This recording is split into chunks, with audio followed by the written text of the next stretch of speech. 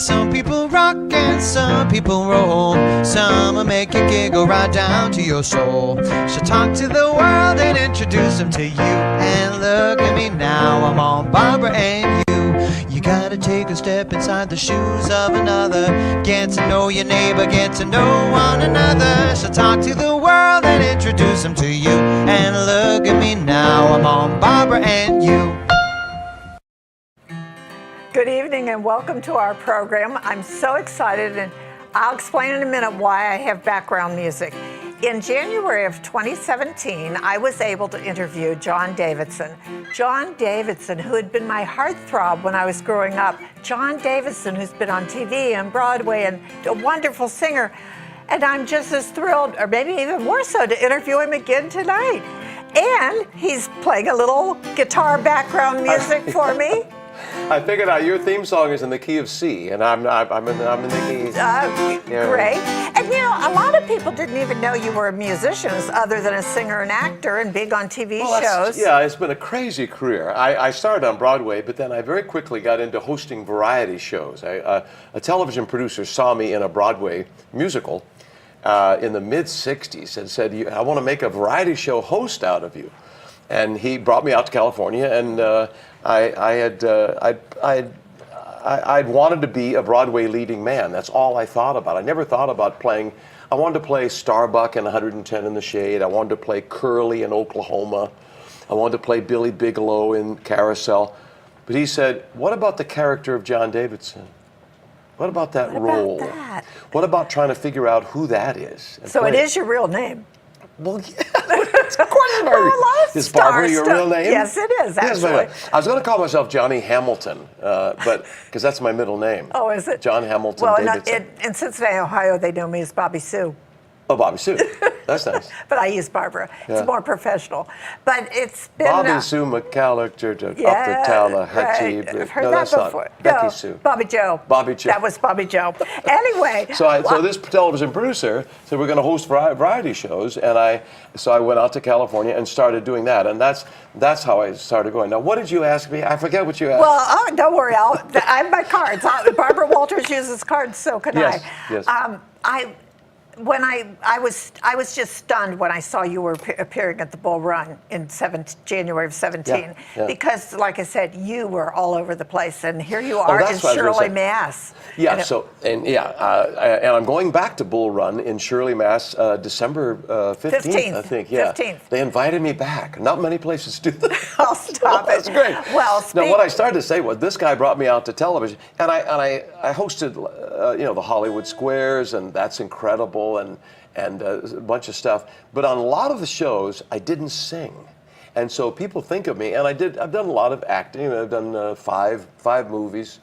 Actually, 2 of those were Disney musicals, so they should have known I sing from that. But people are shocked that I sing. They're more shocked that I'm funny.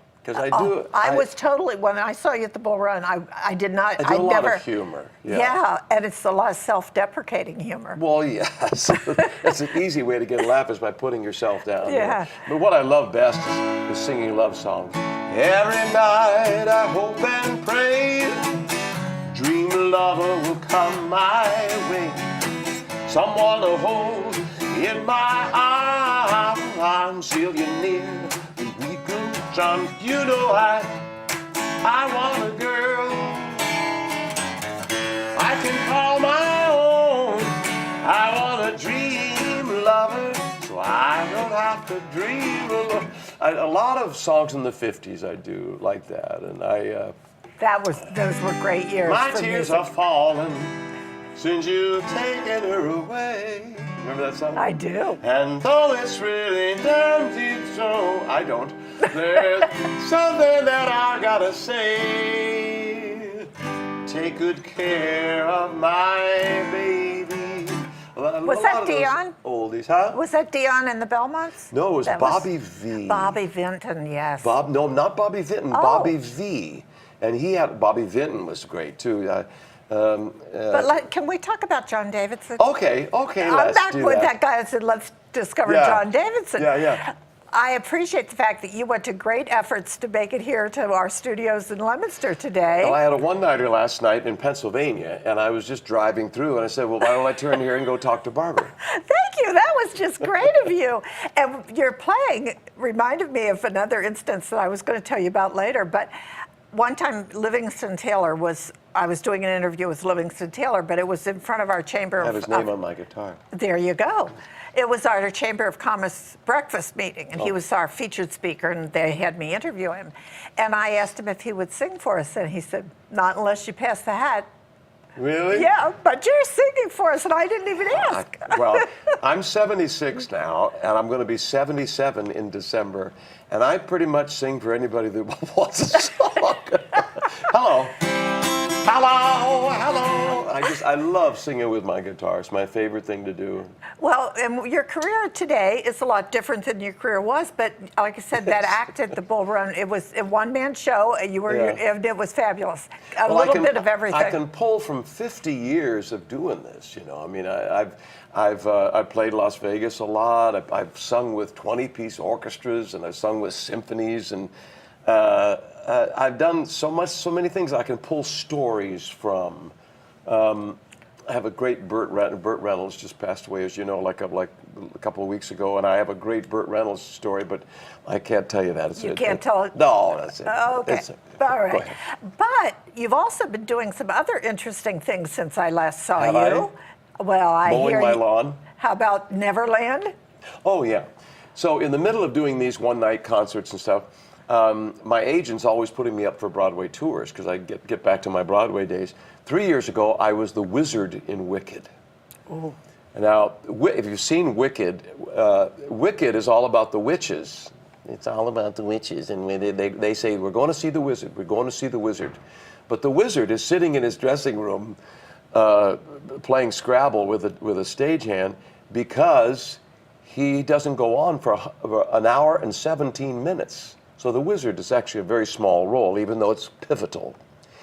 But then a couple of months later, I went back to doing one-night concerts, and I was supposed to be at Bull Run, and I had to cancel one time after you saw me there because I got Finding Neverland.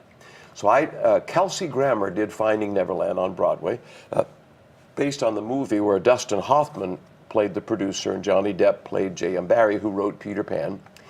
But in the musical, the producer, the musical is called Finding Neverland, and the role includes Captain Hook, because in a dream sequence. So I got to play Captain Hook and the producer of Peter Pan, and it's just the best role I've ever had. I got the best reviews I've ever gotten. It was very tight. 8 shows a week just wore me out. I hope to not do another 8 shows, unless it's a really wonderful role. I'd probably do that. My friends in Cincinnati saw you and said you were fabulous, and I was so sorry I didn't get this. Darn good. I bet you were. I chewed up the stage. This was a world tour.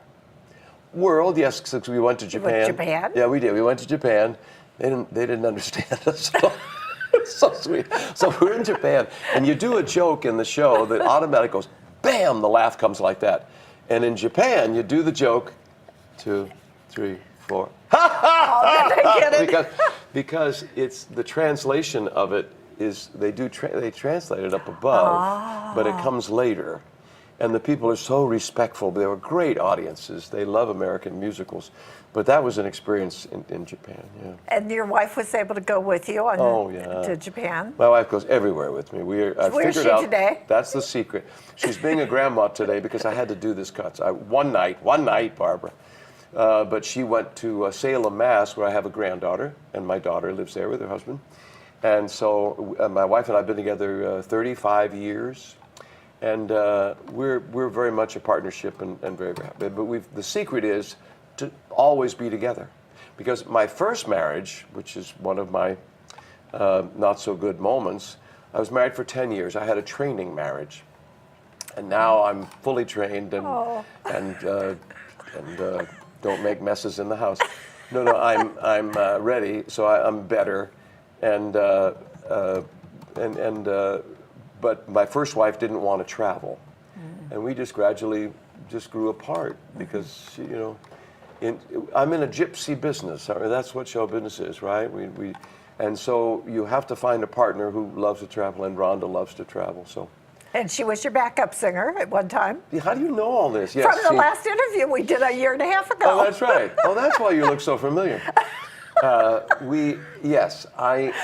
She was my backup singer in the show, and she worked for me then. But then we went off the road and back on the road. And I thought, that lady is so supportive of what I'm doing, and she's so cute. And so we started dating, and I just love her so much. Well, that's a wonderful tribute. And now, Finding Neverland is coming to our Hanover Theater here in Worcester, Mass. And I was sorry to see that you weren't in the cast. But you know what? I didn't realize it was coming in. Yeah, there's still a tour that's out. It's the third. We were the first national tour. Now, this is the second national tour. And I didn't realize it was coming in. Yes, it's coming in November. And you must see it. It's a fabulous show. But you said that was pretty tough, pretty rigid life, putting on all those shows and traveling everywhere. Yeah, and you chose to kind of step stop away it. from it. Yeah, I did it for 11 months. And then actually the tour that I was in actually stopped. This is a whole new tour of it, a new production. But for 11 months I did 8 shows a week. And we had our dog with us on the road and our cat. I have the greatest dog. I rescued a dog from Mexico. My son lives in Mexico, in La Paz, Baja, with his Mexican wife and my Mexican-American grandchildren, totally bilingual. And I was walking down the street in La Paz, and this dog walked up to me and looked at me like that. And I leaned over and licked my face, and I thought, well, gee, my wife doesn't do that. And I said, I can't get her. I've tried, but it doesn't. And I said, this dog loves me. And so it followed me to the bank where I was going, and it followed me around. And I took it to my son there. And I said, what should I do? He said, take it to the vet and get all the shots. And this is a street dog. You can import it. So I imported a Mexican immigrant, which has a whole nother connotation now that Trump has labeled that, and take it up to your home. So now it's at my house. I'm trying to figure out who loves me more, my dog or my wife. Somebody said to me, here's how you can figure that out. Lock your dog and your wife in the trunk of your car for 30 minutes. Go back and see which one is willing to lick your face. You crack me up. And like I never knew you were a comedian. Does that lead you into another song? No, I just thought you do the punchline. Yeah. Well, I'm going to challenge you. I've told many musicians I know that I'm ready for a new theme song. So give it some thought, John. Barbara's here. She talks to everybody. Barbara's here. She's so cool. Barbara's here. I'll work on it. Thank you. John, you've had more than 50 years in show business. Yes. No plans to retire? No. That means either you're crazy, you invested wisely, or I haven't enough money. But I mean, you can never have enough money. We would love to go to Paris. We would love to live in Paris for 6 months and study French, and we love the French and we love Paris. But right now we don't have enough money to do that. I mean, we do, but you like to. Who knows what the future is going to hold of the economy? So you're always trying to budget and save money. But I don't have to perform. I just love doing it. It's pretty obvious that you love doing it. Yeah. But I'm also quiet at home. I mean, I'm doing this for you. What a guy! At home I read books actually, and I just finished Bob Woodward's book Fear. I can't recommend Fear enough. I've read 4 of Bob Woodward's books, 4 different presidents, Clinton, Obama, and Bush, and now Trump. This one is the most powerful and the most thorough and an incredibly powerful book. Yay, Bob Woodward. Yeah. Now I get your newsletter. Yes. And I think you recommended a book in your newsletter. I was going to look up too. The art of the wasted day has helped me relax and enjoy sometimes just sitting and listening to that voice inside your head. And the art of the wasted day. It's a great argument for getting used to your being by yourself and sitting and not having to be on as I am now, but and those quiet moments and respecting that voice and write down what your mind is saying to you. Write that down and get to know yourself. That's self-discovery. The Art of the Wasted Day. I can't recommend it enough, by Anne Hampel, Hampl. It's on my list of to-do Yes. books to get and do. But your career has changed and evolved over the years. Yes. But right now, I mean, there were times you had all kinds of people helping you. Yeah. And now you're pretty Well, much I have doing... several. Instead of one agent now, I have an agent for singing on cruise ships. I have an agent for doing concerts, big concerts, or small, whatever. I have an agent for Broadway. I have an agent for film. They're all different. No, They're I mean, all different people in different I always areas. thought an agent would do all of those. I think they are if you're hot. You're still hot, John. No, I'm not. You got to love what you do, whether you're hot or not. I've had, in a career, when I was on Hollywood Squares and had my talk show at the same time, making lots of money, and then I did That's Incredible and making lots of money for doing very little. So I had those stages where I've been very, very visible on TV. But now, I'm an older guy. I'd love to find a part of a grandpa on a TV show. But I'm not waiting by the phone for that call to come in, because I'm not in the loop. I never felt like I was in mainstream show business. Isn't that crazy? That is very crazy, because you are. I have been. A lot of people, but even when I was TV all the time, I thought, well, you're not, at the time, Steve McQueen. You're not Tom Selleck. You're not, and in singing, you're not Glenn Campbell. I never had hit records like Glenn Campbell, even though I loved to sing. So you can always find people that are more famous than you are, or richer, or whatever. So you just have to love what you do and try to do. I still haven't done the perfect show. I'm still working at doing the perfect show. And last night I was pretty good. You were really good last night. Yeah, I played a place called the Raz Room in New Hope, Pennsylvania, small room, but it went pretty darn well. It's great. Does a lot of your success in a show like that depend on what you get back from the audience? Yes, that's right. But my live show, I've tried to just throw a lot of love and attention. I make sure that the opening number in my act always has you in it. If you walk out as a performer and say, I got rhythm, I got music, I put that in too low a key, then that's not the way to open a show. The way to open a show is, you came to see me. Look at you. That was the Liberace approach. You ever see Liberace live? No, I didn't. He was all like that. And you know what he got back? Love. It bounces back. So that's my approach to doing shows. And when I talk to young performers, and I talk to high schools and things, you give out love and you get love back. It's the big bounce. Did you learn that early on, or has that come with your age? I began to see performers that I like, the Betty Whites of the world, who just is mischievous. She's got this look in her eye. You don't know what she's going to get into, but she gives out a lot of love, and that just comes back. There are some cold performers who think that that's the way to go. I'm thinking of Helen Reddy. Had a great voice, sang. Remember Helen Reddy years ago? There was something cold about her. And so I think it was a choice. I think she's a very nice lady.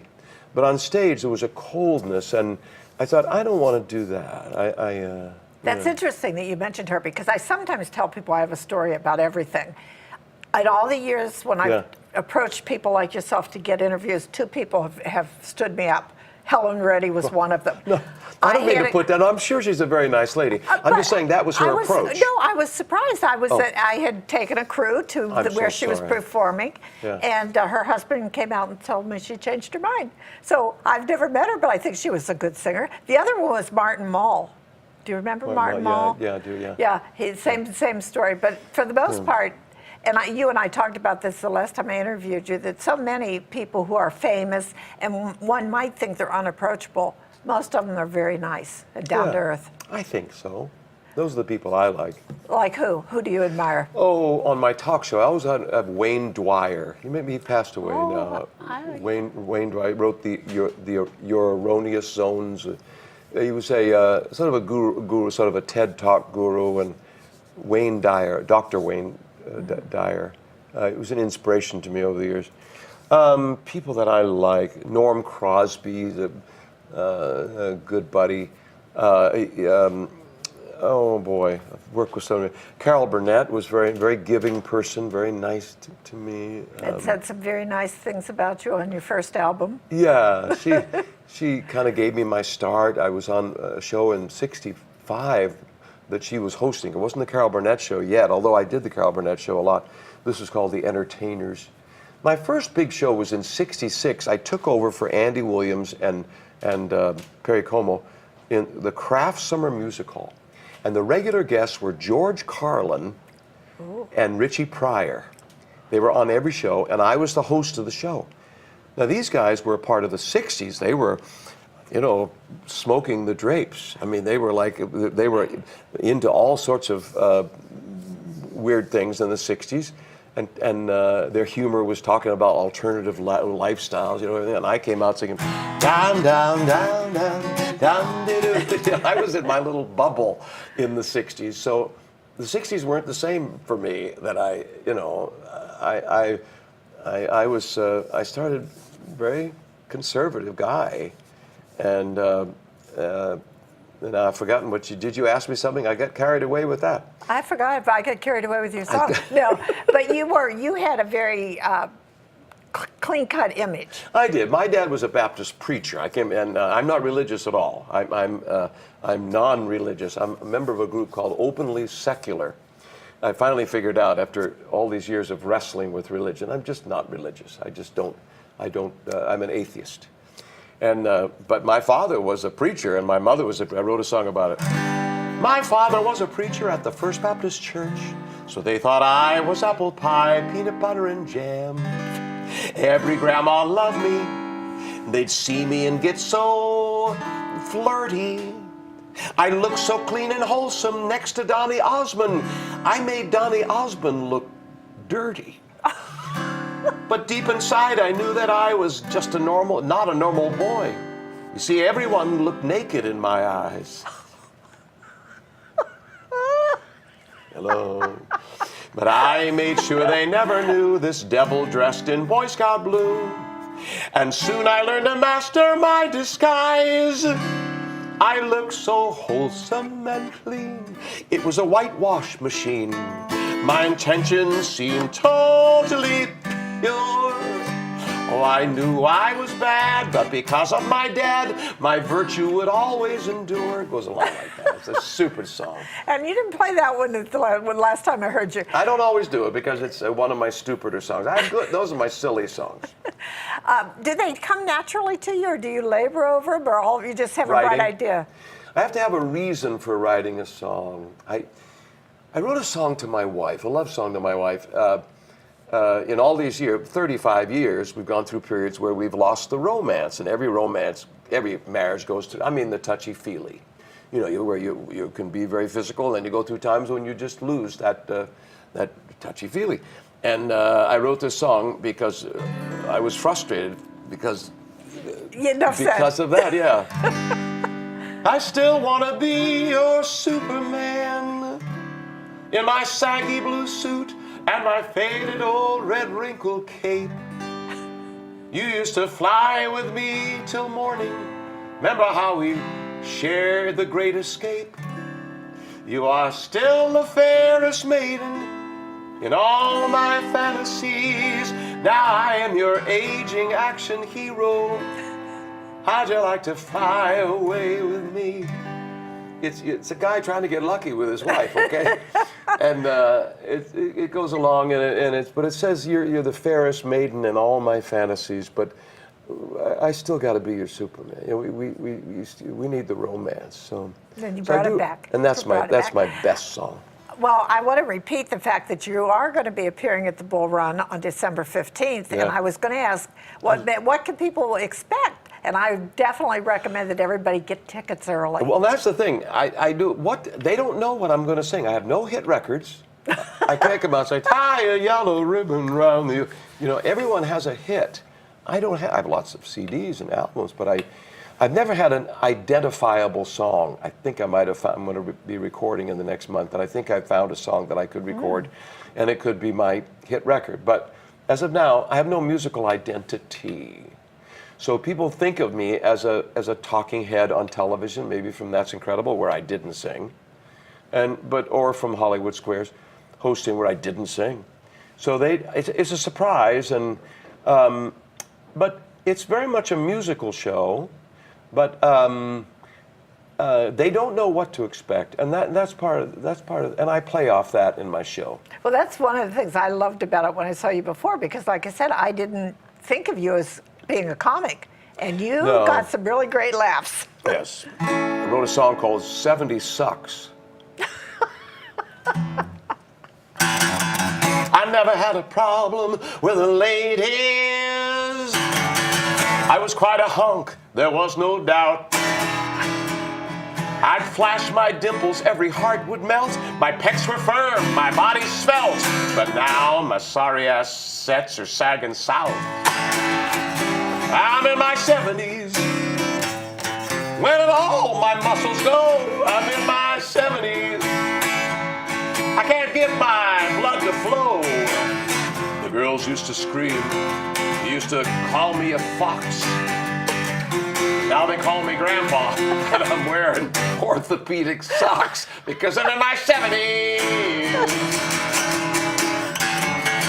My man boobs are flopping. Isn't that a great line? You crack yourself up. Well, that's my favorite line. My man boobs are flopping. Anyway, yeah, it's a lot of fun.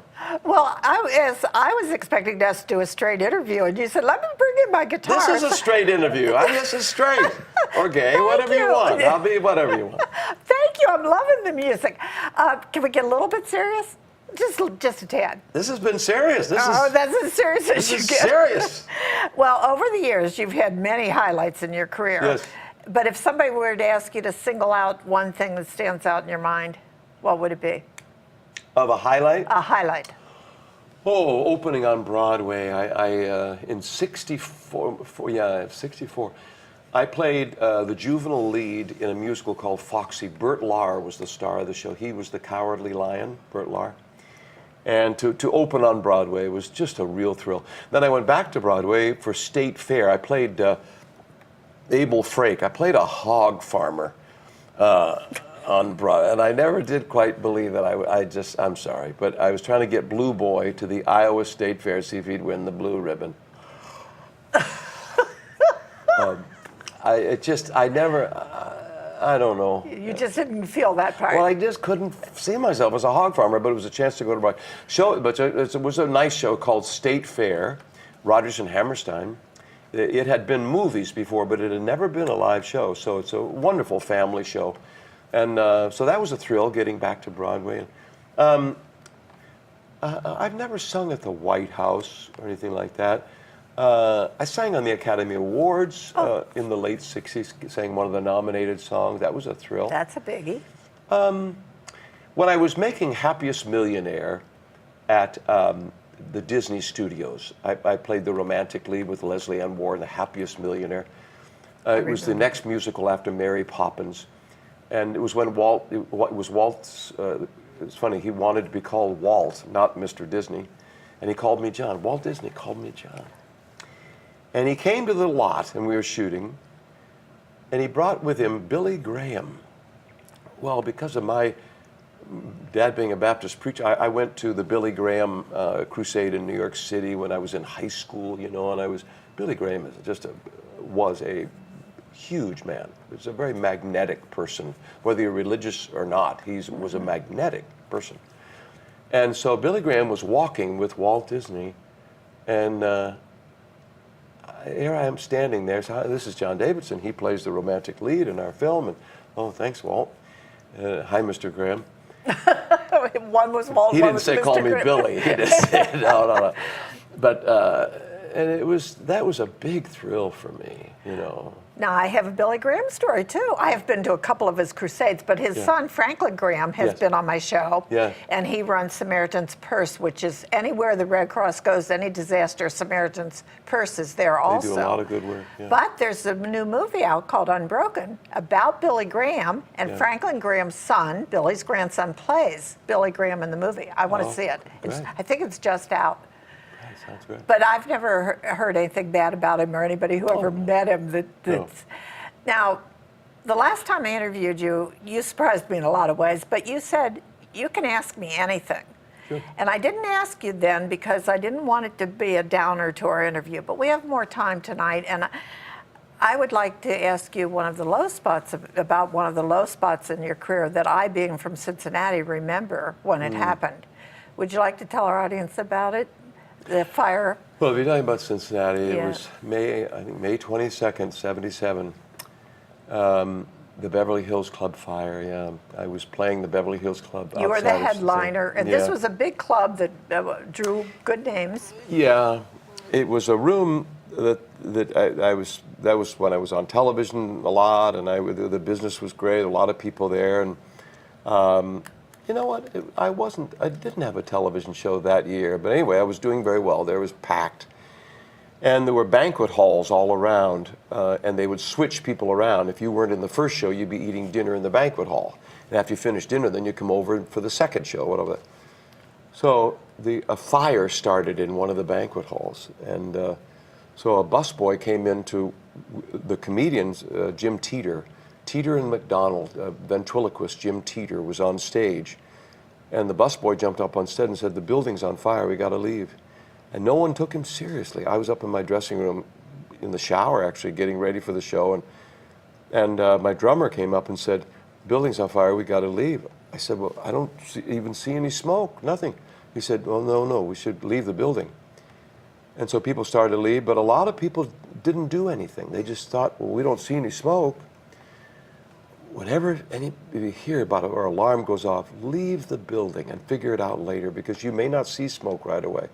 And it's that smoke that killed so many. 166 people died, including 6 members of the band. My musical director died in the fire because he was collecting our music, something he didn't need to do, but he didn't take the fire seriously. I went out through a back door that hadn't been there the year before. They had just put in this back door, so I feel very lucky. And yeah, that was a moment that was, of course, changed my life. It just made me appreciate life even more. Did you have a time when you feared for your life that evening? Yeah, I didn't. I went out through this back door, and there was smoke starting to come out the top of the door. And as I got out, I turned around, and the smoke was starting to fill the door. I held the door just for a second for anybody that was. I yelled, "Anybody else coming? This is open." But then the smoke filled the door, and I had to let it go. And yeah, I always felt lucky that I left the building when I left it. Yeah. And you said it changed the way you think about. Yeah, but to value every moment, to try to. I started the John Davidson Singer Summer Camp to help young singers and performers, and just to do something to give back to the business I'm in, and yeah. And speaking about the business you're in and how it's changed over the years, you were actually from New England originally, went to college in Ohio. Yeah. I grew up in West Bridgewater, Mass, outside of Brockton. I had a hoss in my barn. I had a beautiful New England accent. And I moved, my dad kept going to bigger churches, and he went to a church in White Plains, New York. And I was just starting in the 8th grade, and I raised my hand and said, "What's my mark?" To the teacher, what's my grade? What's my mark? What's my mark? And the girl next to me laughed. She actually laughed at me saying mark. And I changed my accent by dinner time. I got rid, as a mark. I just got rid of all the soft R's. And of course I have a horse. Of course I have a horse. So because the girl, when girls laugh at you and you're in the 7th and 8th grade, that's big stuff. And so yeah, we moved to White Plains. But yeah, I grew up there, and now I've moved back to New England. I live in New Hampshire, and I lived in the Berkshires for a while in Western Mass, but then we found this old farmhouse in the Lakes region of New Hampshire. We love the woods, we love the trees. And life here in New England is very different from New York City or Hollywood. Oh, yeah. And how, you say you live in a small town in New Hampshire, how are the locals treating you? Do they know who you are? Sometimes. It depends how old they are. Sometimes. It's funny, if I don't smile, I must have based a career on smiling. Well, you're known for your dimples. But if I don't smile, they're creases. My dimples are wrinkles now. If I don't smile, people don't tend to recognize me, even if they've known me from TV. And let's face it, anybody under 30, I haven't done a lot of TV or maybe under 20. And the shows that I did do later, I didn't sing on them quite so much. So I don't have any neighbors right around me at all. I've never been that good a neighbor, quite honestly, because I travel so much. Well, because I'm on tour, and I've never been someone who can be counted on to go fishing or bowling or whatever. So that's okay. We're a little isolated, and that's fine. But there's a lot of great people in New Hampshire that I'm starting a chess club. You play chess? Oh, I love chess. Oh, really? Did Yeah. you start that at a young age? My dad. I used to play chess with my dad. Yeah. I thought I was really good. I didn't realize he was letting me win for years, I'm sure. But then I started to pick up some books, and this is my 3rd chess club that I've started, and it's fun. I was trying to think of a name for the club. We live right near Golden Pond. The play Golden Pond was written about Squam Lake in New Hampshire, but it was in the book, in the play, they call it On Golden Pond. So our chess club is called the Golden Ponds. Oh, Pawns. Is that clever? Very clever. And so we're having T-shirts made. Now, you mentioned that after that life-changing experience, you started a camp for kids that are young people that wanted to go into young a singers. show. What did you do there? Did you teach them? We taught singing, taught performing. Each weekend, the young people from 18 to 30, 50 in each session, we did it 2 different summers, would perform in Avalon on Catalina Island. And each week they would prepare 2 numbers with their own musical director on a staff of 22 people. And they would prepare an opening number or a tribute to some singer or a closing number or a big ballad. And they would sing for the tourists there in Avalon. So it was a great experience. Yeah. What do you think about the present shows like American Idol and The Voice? They're great. They've encouraged a lot of people. I can't believe how many there are, and they're very encouraging to people. And yeah. Do you remember the Ted Mack Amateur Hour? Yeah. Yeah. Well, these are the modern day versions of that, but they have turned out quite a few stars. Sure. Now, it's interesting that you mentioned your dad was a Baptist minister, and was your mom a minister also? Yep. That's what I thought. And yet you say you're not religious, but I hear that they brought you up right, and you would have. It sounds like you were a really close family. Yes, very close. I have 3 brothers. Grew up with 3 brothers, no sisters. I always wish I had a sister. I think I would understand women better. Because I tend to put women on pedestals. And that's there's nothing wrong with that, John. No, yes, there is. Because you will fall off. Anybody will fall off. That's not fair. It's not fair. Because to expect anyone to be this shining goddess is not real, And if I think if I had a sister, I would treat women as another human being with respect and everything, as you do with all human beings, but not this tremendous awe and this adulation, because some things women say are really stupid, But I have this feeling that if my wife says it, it must be true, and it must be, and I can't. So I usually take as a really serious and really the right thing. If a woman says it, I respect it more many times than if a man says it. Interesting. If, But if I'd had a sister, I would realize that women can say stupid things too. Does that make any sense at no, all? actually, I get it. It's something I never considered before. Well, you should think about that, Barbara, in your life. Well, I don't have a sister either, but I do have a brother. Well, so that's what I'm talking about. Well, I just read something recently of words. If your wife says it, don't believe it. What's wrong, honey? Nothing. Nothing. And something's real wrong. Yeah. I do a lot of talk in my show about the attraction of men to women. And the attraction with any human being. Now, this is being really honest about this, but in my show, I get down to this. What is the attraction of, it's not just sexual, the attraction to another human being. What is the attraction between two guys? It's not always sexual. If it is, fine. I think attraction between any human being is so totally normal. I think human beings can be bisexual. They can be whatever, homosexual, whatever. But what is that attraction? It asks the question, what is love? I don't know. I look back in my life. My mother used to say, when you hate somebody, it's because you don't hate them. You hate something you see in them that you don't like about yourself. So now I'm thinking, let's translate that to love, the opposite of hate. If you love somebody, maybe you don't really love that person, but you love something in them that you love about yourself, which is like, so we're all just loving ourselves. It's all about ourselves. It's the weirdest thing. Well, I have a theory where people say after a couple lives together so long, they get to look like each other. Yeah. But my theory is that subconsciously we select someone with similar appearance because that's what we're used to looking at in the mirror. And so maybe I think it's all about. I think we're all in our own bubble, and sometimes you can rub up against another person's bubble and it sticks, but you're still in the same. You're still in.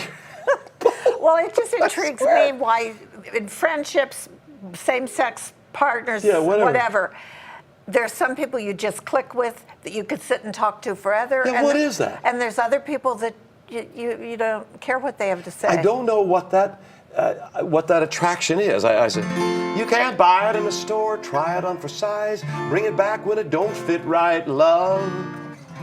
What the hell is that? You can't trade it in like an automobile with too many miles, got rust on the wheels, love. What's that? Love ain't that easy to define. You can't build it by design. It takes its own sweet time. This was a song that Faith Hill recorded, I think, but it don't fall from the sky like a tiny drop of rain. It hits you right between the eyes one day, love. The other thing is, how do you figure out how do you know that your partner really loves you? Or does she or he just want your body? Or does she just want your money? Wait a minute, I got to back you up. How do you know? Did you write that? And Faith No, Hill? no. Oh, okay. No, it's a Faith Hill song, but Okay. it was a song in the 50s. Lover's Question. You're trying to figure out, does she really love me?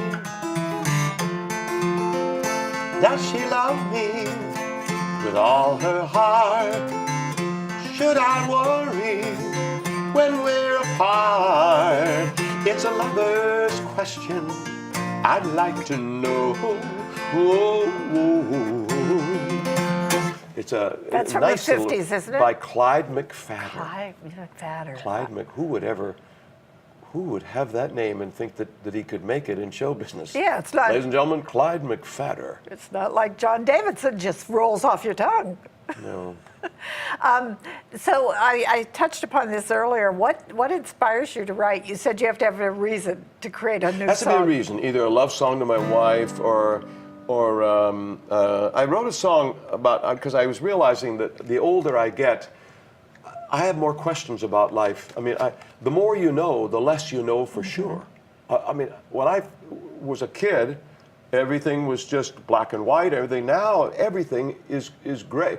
I have more questions than I do answers. Questions like this: why do men have nipples?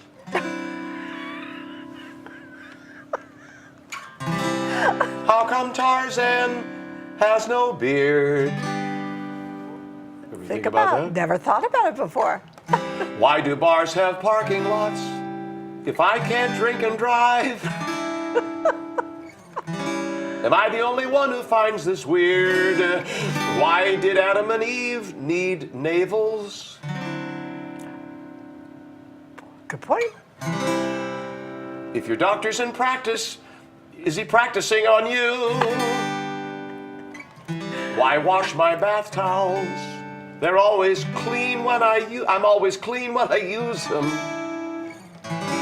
What are training bras training them to do? Why do kamikazes wear helmets? Why is a boxing ring square?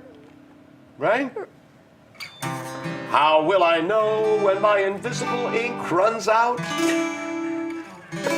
Why isn't mouse-flavored cat food in pet stores everywhere? Why are there braille dots on drive-up ATMs? Is the alphabet in that order because of the song? Why does Superman wear his underpants outside? And why have you let this song go on this long? John Davidson, ladies and gentlemen, I'll be here all week. Try the meatloaf. So, do you think funny? I used to just be in awe of Robin Williams whenever you saw him on The Tonight Show or something. I would miss half his lines because he came out with them so quick, and it was like he just always thought funny. Well, I didn't always. I would always have an opening act in Vegas and Reno and Tahoe and Atlantic City, the big places there was enough money for an opening act. And Jay Leno was my opening act a lot in Vegas and Reno. And this was back before Jay Leno hosted The Tonight Show. And he would give me jokes. And we would talk about what a joke is. So I began doing that. Kip Addotta was an early comedian with me. A guy named Freddie Roman was a comedian with me. Jim Teeter opened for me a lot. The guy who said dynamite, Jimmy Walker. Oh, yeah. Richie Pryor was an opening act. George Carlin was an opening act for me for a while. Rip Taylor, I began to study these guys, trying to figure out what a joke is. I was jealous as a singer of the relationship that the comedian has with the audience, because he gets laughs, which seems to me like more attention than just applause, for songs. And when I'm singing and sing a song, and if I really do it well, people go, but you can't hear that on stage. But when they laugh, you can hear that. So I was jealous of the attention that the opening act was getting more than I was getting. So I wanted to be funny, and so I began looking at things in a funny way. Yeah, life is so absurd, and it's so ridiculous. What a little lady said to me, "Is it farther to New York than by bus?" I said, what did you just say? People say the stupidest thing to you. The guy said to me, do you know what time it is? And I automatically said, say, you mean now? Well, what else would they mean but now? They would. You mean now? Right now? And then I say, and then he says, yeah. As if I needed an answer. No, I mean an hour ago. So life is so crazy, and it gets crazier the older you get, I think. I become crazier each year. But you sort of trained yourself to be funny, is from what I'm hearing you say. No, it's what I went towards, because you can't take yourself serious. I have trouble taking myself seriously. I'm not sure I mean that much to anybody or to me, or I do really stupid things, and I say stupid things that I have to apologize for, and so you gotta. I think I don't know. Yeah. I guess. My theory there is the only people who never make mistakes are people who never do anything. That's right. And also, speaking of what time it is, before you leave LTV, you have to see that we do have a time machine across the hall in the office. made by our director here. Okay, good. Yeah, you got to see that before you leave. Okay. Now, what all of these names you're rattling off, Yes. which are all like household words. Yes. Oh, we're done singing? No, I'm just kidding. No, I'll sing loud. No, I'm just, just- it was hurting my neck, Barbara. I can't hold that thing forever. Well, I was thinking about that. Now, what was my question? It's your show. We're having far too Yes, much yes, fun. All those impressive names you rattled off. Who do you stay in touch with? Well, that's hard. I've tried to find buddies who do what I do. I reached out to Kenny Rogers. Our wives got together, and we'd go over to Kenny Rogers' mansion. And then he invited us to stay at his place in Georgia, and we did. And I tried to get close to Kenny Rogers, and I realized he's such a great guy. He's just a great guy. But he doesn't have time to be a buddy. Maybe he has buddies, but he's just on the go. He's a photographer. He's going. He's traveling. He's still doing shows. And he has fairly young children. I remember they have twins that might be teenagers by now. But This was when he was married to Mary Ann, and they're no longer married. I don't know. Anyway. But Jim Stafford is a guy that I was friends with in Branson, but they're into their own thing.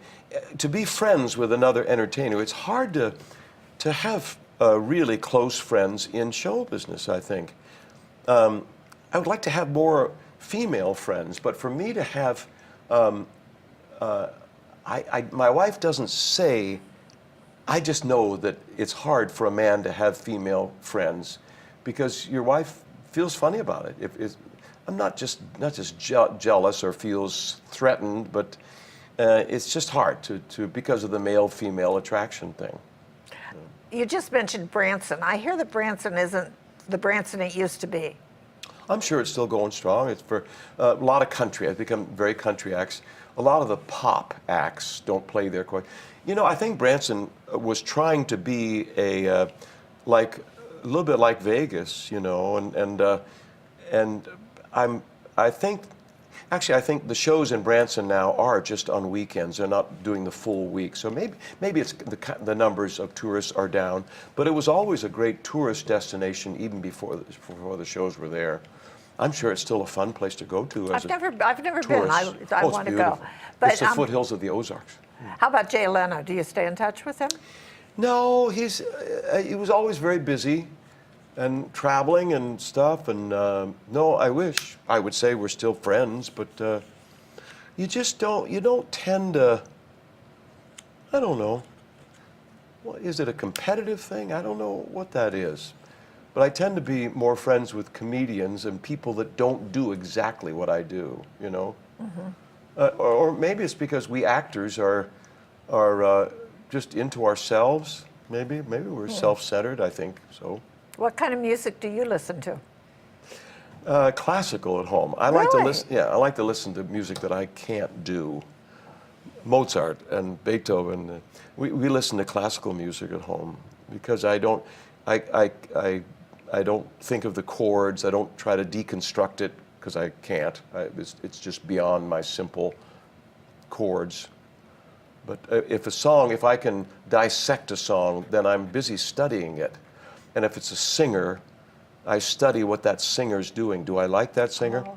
But instrumental music, I don't tend to study, and so it's relaxing for me. So. Do you play other instruments? Vivaldi. I wake up to Vivaldi. Oh, how nice. And fortunately, Rhonda likes it too. Yeah. That's right. Do you play any other instruments besides the guitar? I play a little piano, but not much. No, I can read a song simply with chords on piano just to learn it. When I'm learning it like a Broadway musical or something, I go to the piano. And talking about not being able to find buddies that are in show business, who is your best friend? My wife. I had a feeling that's what you would say. Well, we spend a lot of time together. We're together probably more than most married couples. She's sort of my producer and director. She gives me notes. I really get nervous when she comes to the show because she always says, I noticed in that third song, right? Just because she knows me, she can tell when I'm ill at ease, and so yeah. Rhonda's very much my best friend and also counselor and also a pain in the butt at times. Let's not be too flowery. That's because you didn't have a sister. That's You- right. You don't realize. That's right. You said she doesn't come to all of your shows, Yeah. and when she does, she offers just a little advice. Yes, she never sits down front because she knows I'll just freak out if she sits down front because I care so much what she thinks. She knows me so well. I can't, I can't fool her. Yeah. The hardest thing when you're coming up as a singer, by the way, is singing for family, wives and family. Don't feel bad if you just can't really perform for family. And it's because they know you too well. You can't get into your bubble. You can't. When I'm performing, I'm in another world. It's a great feeling. I love performing. But I can't do that for my family. They can see right through me. They know that because I'm not myself with them. Well, we've got about 2 minutes left, and I remember one And then person. my career is over. I'll go back to the woods of New Hampshire and wait till you call again. I'll see you December 15th at the Bull Run. But I do know a family member you enjoy singing for. Who? That granddaughter who the last time I interviewed you was 15 months old. Yes. And do you still Little sing her Everly, to yeah. sleep? I have 6 grandchildren, and I've not been the best grandpa because I travel so much. But this is the granddaughter now that I have a little more time, in that I'm just doing my concerts. When I'm not on tour with something, little Everly, she's going to be 3 October 2nd, and she's just great. She's. Well, I'm going to say thank you, and I'm going to kind of wrap up the show. Yes. I thank everybody for watching. And why don't you sing us off the air with the Sure. lullaby for your little darling granddaughter? Well, I don't want to sing a lot. That would put everybody to sleep. It's getting late. No. I'll sing. Well, you're going to say goodbye to everybody? This is Barbara Foster saying good night Country and God bless you. roads, take me home to the place. I don't sing it in that key. I don't know. I can't even remember what key I do it in. Well, I don't know. just let the control room know. Roll the credits whenever you wish. We hope you had a good time today. It was a good time with Barbara. She was so much fun talking to John Davidson. See you next time on Barbara's show. She's so much fun. She's go, go, go.